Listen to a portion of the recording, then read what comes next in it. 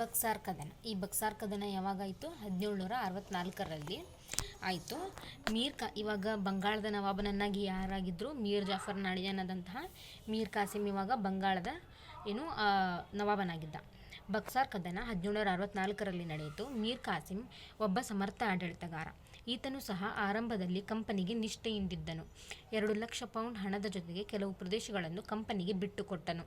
ಇವನು ಕೂಡ ಮೊದಲು ಸಮರ್ಥ ಆಡಳಿತಗಾರ ಆಗಿದ್ದ. ಮತ್ತು ಇವನು ಮೊದಲನೇದಾಗಿ ಅಂದರೆ ಆರಂಭದಲ್ಲಿ ಏನು ಮಾಡಿದ್ದ, ಇವನು ಕಂಪನಿಗೆ ನಿಷ್ಠೆಯಿಂದ ಇದ್ದ. ಅಂದರೆ ಅವನನ್ನು ನೇಮಿಸಿರ್ತಾರಲ್ಲ, ಅವನು ಏನು ಮಾಡ್ತಾನೆ, 2,00,000 ಪೌಂಡ್ ಆ ಹಣದ ಜೊತೆಗೇನೆ ಮತ್ತು ಒಂದಿಷ್ಟು ಪ್ರದೇಶಗಳನ್ನು ಬ್ರಿಟಿಷರಿಗೆ ಏನು ಮಾಡ್ತಾನೆ, ಅವನು ಕಂಪನಿಗೆ ಬಿಟ್ಟುಕೊಟ್ಟಿರ್ತಾನೆ.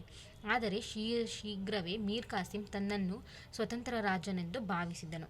ದಸ್ತಕ್ನ ದುರ್ಬಳಕೆಯನ್ನು ಪರಿಶೀಲಿಸಿ ಬಂಗಾಳದ ಎಲ್ಲ ವ್ಯಾಪಾರವನ್ನು ಸುಂಕಮುಕ್ತ ಎಂದು ಘೋಷಿಸಿದನು. ಇದರಿಂದಾಗಿ ಭಾರತೀಯರು ಸುಂಕವಿಲ್ಲದೆ ವ್ಯಾಪಾರ ನಡೆಸುವ ಮೂಲಕ ಬ್ರಿಟಿಷರೊಡನೆ ನೇರ ಸ್ಪರ್ಧೆಗಿಳಿದರು. ಆದರೆ ಈ ಮೀರ್ ಕಾಸಿಮ್ ಏನಾಗಿರ್ತಾನೆ, ಅವನ ಮಾವನಾದಂತಹ ಮೀರ್ ಜಾಫರ್ ಥರ ಇರೋದಿಲ್ಲ. ಅಂದರೆ ಇವನು ತುಂಬ ಸಮರ್ಥ ಆಡಳಿತಗಾರ ಇರ್ತಾನೆ. ಇವನು ಆರಂಭದಲ್ಲಿ ಅವರಿಗೆ ನಿಷ್ಠೆಯಿಂದ ಇರ್ತಾನೆ. ಆದರೆ ಏನಾಗ್ತಾನೆ, ಇವನು ತಾನು ಸ್ವತಂತ್ರ ರಾಜ ಅಂತ ಹೇಳಿ ಅವನು ಭಾವಿಸ್ತಾನೆ.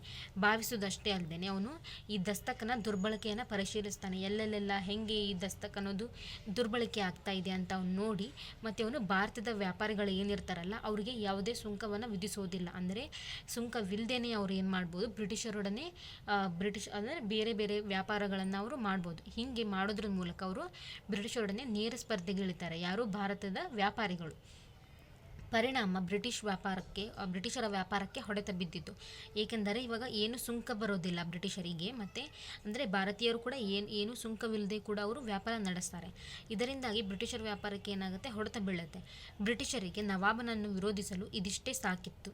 ಅಂದರೆ ಇವರಿಗೆ ಕೇವಲ ಒಂದಷ್ಟು ಕಾರಣಗಳು ಸಾಕು. ಅಂದರೆ ಇವಾಗ ಹೆಂಗೆ ಮೀರ್ ಜಾಫರ್ನನ್ನು ಹೆಂಗೆ ಅವರು ಆಡಳಿತಕ್ಕೆ ಇದು ಮಾಡಿದ್ರು, ಸಿರಾಜನನ್ನು ತೆಗೆದುಬಿಟ್ಟು, ಹಾಗೇನೆ ಇವಾಗ ಮೀರ್ ಕಾಸಿಮ್ ಅಂದರೆ ಮೀರ್ ಜಾಫರ್ನ ತೆಗೆದುಬಿಟ್ಟು ಮೀರ್ ಕಾಸಿಮ್ನ ಹಾಕಿದ್ರು. ಹಾಗೆ ಇವಾಗ ಮೀರ್ ಕಾಸಿಮ್ ಇಷ್ಟೇ ಮಾಡೋದು ಅವರಿಗೆ ಬೇಕಾಗಿತ್ತು. ಮತ್ತು ಇದರಿಂದ ಅವ್ರು ಏನು ಮಾಡ್ತಾರೆ, ಆ ನವಾಬನನ್ನು ಕೂಡ ವಿರೋಧಿಸಲಿಕ್ಕೆ ಸ್ಟಾರ್ಟ್ ಮಾಡ್ತಾರೆ. ಅವರು ಮೀರ್ ಕಾಸಿಮ್ನನ್ನು ಇಳಿಸಿ ಮತ್ತೆ ಮೀರ್ ಜಾಫರನ್ನು ನವಾಬನನ್ನಾಗಿ ಮಾಡಿದರು. ಇದಿಷ್ಟೇ ಸಾಕು. ಅವ್ರು ಮತ್ತೆ ಮೀರ್ ಕಾಸಿಮ್ ಅವ್ರ ವಿರುದ್ಧ ತಂತ್ರ ಹೂಡಿ ಭಾರತೀಯರ ಮೇಲೆ ಸುಂಕ ತೆಗಿತಾನೆ. ಅದಕ್ಕೋಸ್ಕರ ಇವರು ಅದೊಂದೇ ಕಾರಣವನ್ನು ಇಟ್ಕೊಂಡು ಅವನನ್ನು ಮತ್ತೆ ನವಾಬನ ಸ್ಥಾನದಿಂದ ಕೆಳಗಿಳಿಸ್ಬಿಟ್ಟು ಮೀರ್ ಜಾಫರ್ನನ್ನು ಅವರು ನವಾಬನನ್ನಾಗಿ ಮಾಡ್ತಾರೆ. ಬ್ರಿಟಿಷರೇ ಕುಟಿಲತೆಯನ್ನೆಲ್ಲ ಅರಿತಿದ್ದ ಮೀರ್ ಕಾಸಿಮನು ಬ್ರಿಟಿಷರ ವಿರುದ್ಧ ಸಂಘಟನಾತ್ಮಕ ಹೋರಾಟ ಮುಂದಾದನು. ಭಾರತೀಯ ವ್ಯಾಪಾರಿಗಳು ಮತ್ತು ವಿವಿಧ ಕಸುಬುದಾರರು ಅವನ ಬೆಂಬಲಕ್ಕೆ ನಿಂತರು. ಅವನಿಗೆ ಇವರ ಬುದ್ಧಿ ಗೊತ್ತಾಗಿತ್ತು ಮೀರ್ ಕಾಸಿಮನಿಗೆ. ಅದಕ್ಕೋಸ್ಕರ ಅವನು ಏನು ಮಾಡ್ತಾನೆ, ತನ್ನ ಒಂದು ಸಂಘಟನೆಯನ್ನು ಮಾಡಲಿಕ್ಕೆ ಮುಂದಾಗ್ತಾನೆ. ಅಂದರೆ ಇವಾಗ ವಿವಿಧ ಬೇರೆ ಬೇರೆ ವ್ಯಾಪಾರಿಗಳು, ಯಾಕಂದರೆ ಭಾರತದ ವ್ಯಾಪಾರಿಗಳ ಮೇಲೆ ಅವರು ಸುಂಕವನ್ನು ಹೇರಿದ್ದಿಲ್ಲ. ಅದಕ್ಕೋಸ್ಕರ ಈ ಭಾರತೀಯ ವ್ಯಾಪಾರಿಗಳಾಗಿರ್ಬೋದು ಮತ್ತು ಬೇರೆ ಬೇರೆ ಕಸಬುದಾರರು ಅವರೆಲ್ಲ ಕೂಡ ಈ ಮೀರ್ ಕಾಸಿಮ್ನ ಬೆಂಬಲಕ್ಕೋಸ್ಕರ ನಿಲ್ತಾರೆ. ಈ ನಿಟ್ಟಿನಲ್ಲಿ ಮುಂದುವರೆದ ಮೀರ್ ಕಾಸಿಮನು ಮೊಘಲ್ ದೊರೆ 2ನೇ ಶಾ ಆಲಂ ಮತ್ತು ಔದ್ನ ನವಾಬ ಶುಜ್ ಉದ್ ದೌಲ್ರೊಂದಿಗೆ ಒಪ್ಪಂದ ಮಾಡಿಕೊಂಡನು. ಈ ಇಬ್ಬರು ದೊರೆಗಳು ಏನಿರ್ತಾರೆ ಅಂದರೆ ಮುಘಲ್ ದೊರೆ ಆದಂತಹ 2ನೇ ಶಾ ಆಲಂ ಮತ್ತು ಔದ್ನ ನವಾಬನಾಗಿರ್ತಕ್ಕಂಥ ಶುಜ್ ಉದ್ ದೌಲ್ನೊಂದಿಗೆ ಅವನು ಒಪ್ಪಂದ ಮಾಡಿಕೊಡ್ತಾನೆ. ಪರಿಣಾಮವಾಗಿ ಮೀರ್ ಕಾಸಿಮ್ ನೇತೃತ್ವದ 3 ಸಂಯುಕ್ತ ಸೇನೆಗಳು ಹೆಕ್ಟರ್ ಮನ್ರೋ ನೇತೃತ್ವದ ಬ್ರಿಟಿಷ್ ಸೇನೆಯನ್ನು 1764ರಲ್ಲಿ ಬಕ್ಸರ್ ಎಂಬಲ್ಲಿ ಮುಖಾಮುಖಿ ಆದವು. ಇವರ ಜೊತೆ ಒಪ್ಪಂದ ಮಾಡಿಕೊಂಡಿದ್ದಲ್ಲದೇ ಈ ಮೀರ್ ಕಾಸಿಮ್ ಮತ್ತು ಬ್ರಿಟಿಷರ ಸೇನೆಯಾದಂತಹ ಹೆಕ್ಟರ್ ಮನ್ರೋ ಅವನ ನೇತೃತ್ವದಲ್ಲಿರ್ತಕ್ಕಂಥ ಬ್ರಿಟಿಷ್ ಸೇನೆ ಅವರಿಬ್ಬರು ಏನಾದರೂ ಬಕ್ಸರ್ ಎಂಬಲ್ಲಿ ಮುಖಾಮುಖಿ ಆದರು. 1764ರಲ್ಲಿ ಬಕ್ಸರ್ ಎಂಬ ಸ್ಥಳದಲ್ಲಿ ಇವರಿಬ್ಬರು ಕೂಡ ಯುದ್ಧಕ್ಕೆ ಹಾಜರಾದರು. ಯಾರು? ಹೆಕ್ಟರ್ ಮನ್ರೋ ಅವನ ನೇತೃತ್ವದಲ್ಲಿರ್ತಕ್ಕಂಥ ಬ್ರಿಟಿಷ್ ಸೇನೆ ಮತ್ತು ಮೀರ್ ಕಾಸಿಮ್. ಅಂತಿಮವಾಗಿ ಯುದ್ಧದಲ್ಲಿ ಮೀರ್ ಕಾಸಿಮ್ ಸೋತು ಪಲಾಯನ ಮಾಡಿದರೆ ಶಾ ಆಲಂ ಶರಣಾಗತನಾದನು. ಈ ಮೀರ್ ಕಾಸಿಮ್ ಏನು ಮಾಡ್ತಾನೆ, ಸೋತ್ಬಿಟ್ಟು ಅವನು ಓಡಿ ಹೋಗ್ತಾನೆ. ಮತ್ತು ಅವನು ಇಬ್ಬರ ಜೊತೆ ಒಪ್ಪಂದ ಮಾಡಿರ್ತಾನೆ, ಮೊಘಲ್ ದೊರೆ ಮತ್ತು ಔದ್ನ ನವಾಬನ ಜೊತೆ. ಮೊಘಲ್ ದೊರೆ ಆದಂತಹ ಶಾ ಆಲಂ ಏನಾಗ್ತಾನೆ, ಅವನಿಗೆ ಶರಣಾಗ್ತಾನೆ. ಮತ್ತು ಬ್ರಿಟಿಷ್ ಶಕ್ತಿಗೆ ತಡೆಯೊಡ್ಡುವ ಈ ಒಕ್ಕೂಟದ ಪ್ರಯತ್ನ ಸಂಪೂರ್ಣ ವಿಫಲವಾಯಿತು. ಅಂದರೆ ಬ್ರಿಟಿಷರು ತುಂಬ ಪ್ರಬಲವಾಗಿದ್ದರು. ಈ ಸಂಘಟನೆ ಏನು ಮಾಡ್ತಾನೆ ಮೀರ್ ಕಾಸಿಮ್, ಆ ಸಂಘಟನೆ ಇವರ ವಿರುದ್ಧ ಹೋರಾಡುವಂತಹ ಶಕ್ತಿ ಅವರಲ್ಲಿ ಇರಲಿಲ್ಲ ಮತ್ತು ಅವರದ್ದು ವಿಫಲವಾಯಿತು. ಈ ಬಕ್ಸಾರ್ ಕದನದ ಪರಿಣಾಮ ಏನೇನಾಯ್ತಂದರೆ, ಈಸ್ಟ್ ಇಂಡಿಯಾ ಕಂಪನಿಗೆ ಬಂಗಾಳದ ಮೇಲಿನ ದಿವಾನಿ ಹಕ್ಕನ್ನು 2ನೇ ಶಾ ಆಲಂ ನೀಡಿದನು. ಅಂದರೆ ಈ 2ನೇ ಶಾ ಆಲಂ ಏನಿರ್ತಾನೆ ಮೊಘಲ್ ದೊರೆಯಾದವನು, ಅವನು ಈ ಈಸ್ಟ್ ಇಂಡಿಯಾ ಕಂಪನಿಗೆ ದಿವಾನಿ ಹಕ್ಕನ್ನು ಅವನು ನೀಡ್ತಾನೆ. ಶಾ ಆಲಂ ವಾರ್ಷಿಕ 26 ಲಕ್ಷ ರೂಪಾಯಿಗಳನ್ನು ಪಡೆದು ಬಂಗಾಳದ ಮೇಲಿನ ತನ್ನ ಹಕ್ಕನ್ನೆಲ್ಲ ಬಿಟ್ಟುಕೊಡಬೇಕಾಯಿತು. ಆ ಶಾ ಆಲಂ ಏನು ಮಾಡ್ತಾನೆ, ಪ್ರತಿಯೊಂದು ವರ್ಷಕ್ಕೂ ಕೂಡ 26 ಲಕ್ಷ ರೂಪಾಯಿನ ತಗೊಳ್ತಾನೆ ಮತ್ತು ತನ್ನ ಎಲ್ಲ ಹಕ್ಕವನ್ನು ಅವನು ಬ್ರಿಟಿಷರಿಗೆ ಬಿಟ್ಕೊಡ್ತಾನೆ. ಔದ್ನ ನವಾಬನಾದ ಶುಜ್ ಉದ್ ದೌಲ್ನು ಕಂಪನಿಗೆ ಯುದ್ಧ ನಷ್ಟ ಪರಿಹಾರವಾಗಿ 50 ಲಕ್ಷ ರೂಪಾಯಿಗಳನ್ನು ಕೊಡಬೇಕಾಯಿತು. ಈ ಯುದ್ಧದಲ್ಲಿ ಇವನು ಕೂಡ ಇದ್ದ, ಔದ್ನ ನವಾಬ್ ಶುಜ್ ಉದ್ ದೌಲ್. ಆ ಯುದ್ಧದ ಪರಿಣಾಮವಾಗಿ ಅವನು 50 ಲಕ್ಷ ರೂಪಾಯಿಯನ್ನು ಬ್ರಿಟಿಷರಿಗೆ ಕೊಡ್ತಾನೆ. ಮೀರ್ ಜಾಫರ್ ಮರಣ ಹೊಂದಿದ್ದರಿಂದ ಅವನ ಮಗನಿಗೆ ವಿಶ್ರಾಂತಿ ವೇತನ ನೀಡಿ ಬಂಗಾಳದ ಪೂರ್ವ ಆಡಳಿತವನ್ನು ಕಂಪನಿಯು ನಿರ್ವಹಿಸಿ ತೊಡಗಿತು. ಹೀಗೆ ಆ ಮೀರ್ ಜಾಫರ್ ಕೂಡ ಮರಣ ಹೊಂದಿರ್ತಾನೆ. ಇವಾಗ ಮೀರ್ ಕಾಸಿಂ ಕೂಡ ಪಲಾಯನ ಮಾಡಿರ್ತಾನೆ. ಮತ್ತು ಈ ಮೀರ್ ಜಾಫರ್ ಮರಣ ಹೊಂದಿದ್ದಕ್ಕೋಸ್ಕರ ಅವನ ಮಗನಿಗೆ ಯಾವುದೇ ಅಧಿಕಾರ ಕೊಡದೇನೆ ಅವನಿಗೆ ವಿಶ್ರಾಂತಿ ವೇತನ ಅಂತ ಹೇಳಿ ಸಂಪೂರ್ಣ ಬಂಗಾಳದ ಆಡಳಿತವನ್ನು ಕಂಪನಿ ಏನು ಮಾಡ್ತಾನೆ, ತಾನೇ ತಗೊಳ್ಳುತ್ತೆ. ಅಂತಿಮವಾಗಿ ಬಕ್ಸಾರ್ ಕದನವು ಬ್ರಿಟಿಷರು ಬಂಗಾಳ, ಬಿಹಾರ್ ಮತ್ತು ಒರಿಸ್ಸಾದ ನಿಜವಾದ ಒಡೆಯರೆಂದು ದೃಢೀಕರಿಸಿತು. ಈ ಬಕ್ಸರ್ ಕದನದಿಂದ ಏನಾಯಿತು, ಬಂಗಾಳ, ಬಿಹಾರ್ ಮತ್ತು ಒರಿಸ್ಸಾ ಈ 3 ಕಡೆಯಲ್ಲೂ ಕೂಡ ಬ್ರಿಟಿಷರೇ ಒಡೆತನ ಅವರದೇ ಒಡೆಯತನ ಇರಬೇಕು ಅಂತ ಹೇಳೋದು ದೃಢೀಕರಿಸಿತು ಮತ್ತು ಔದ್ ಕೂಡ ಅವರ ಅಧೀನದಲ್ಲಿ ಉಳಿಯುವಂತಾಯಿತು.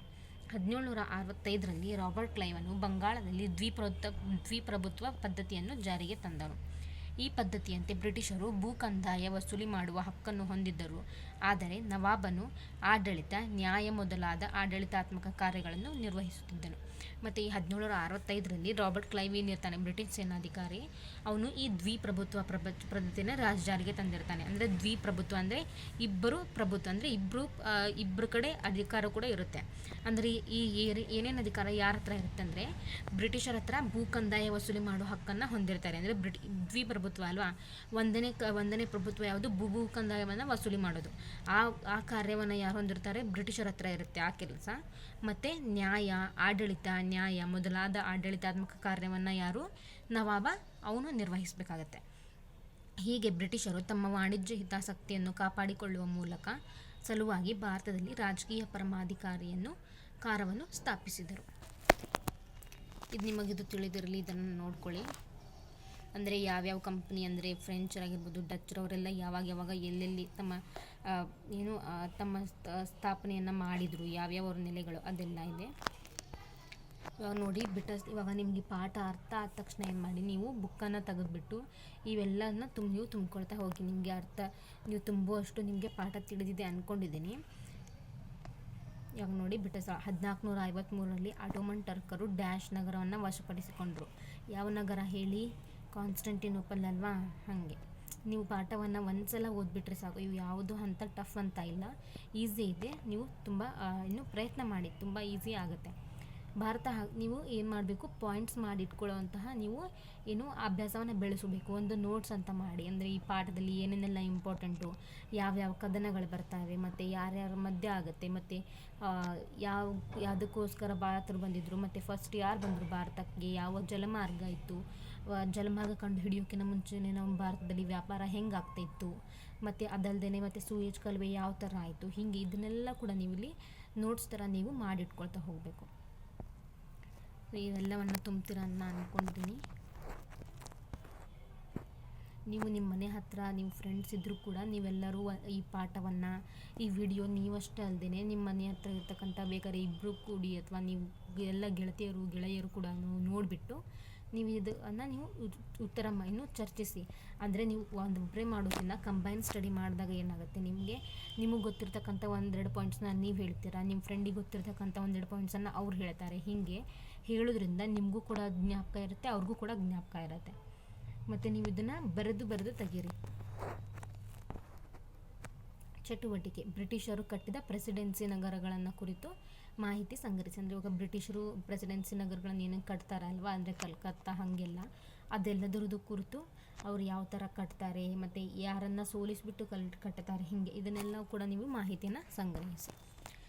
ನೋಡಿ, ನಾನಿವಾಗ ಇಂಜಿನಿಯರಿಂಗ್ ಮುಗೀತು ನಂದು, ಮತ್ತು ನಾನಿವಾಗ ನಿಮಗೆ ಪಾಠವನ್ನು ಹೇಳುವಾಗ ಅಲ್ಲಲ್ಲಿ ಒಂದು ಕಡೆ ನಾನು ಇಂಗ್ಲೀಷ್ ವರ್ಡ್ಸನ್ನು ಯೂಸ್ ಮಾಡಿರ್ತೇನೆ. ನಾನು ತುಂಬ ಪ್ರಯತ್ನ ಮಾಡ್ತಿದ್ದೇನೆ ಇಂಗ್ಲೀಷ್ ವರ್ಡ್ಸ್ ಜಾಸ್ತಿ ಯೂಸ್ ಮಾಡಬಾರ್ದು ಅಂತ. ಅದರಲ್ಲೂ ಕೂಡ ನಿಮಗೆ ಒಂದಿಷ್ಟು ಯೂಸ್ ಮಾಡಿದರೆ ನಾನು ಸಾರಿ. ಎಲ್ಲರೂ ಕೂಡ ಈ ಪಾಠವನ್ನು ಚೆನ್ನಾಗಿ ಓದ್ಕೊಳ್ಳಿ. ಧನ್ಯವಾದ.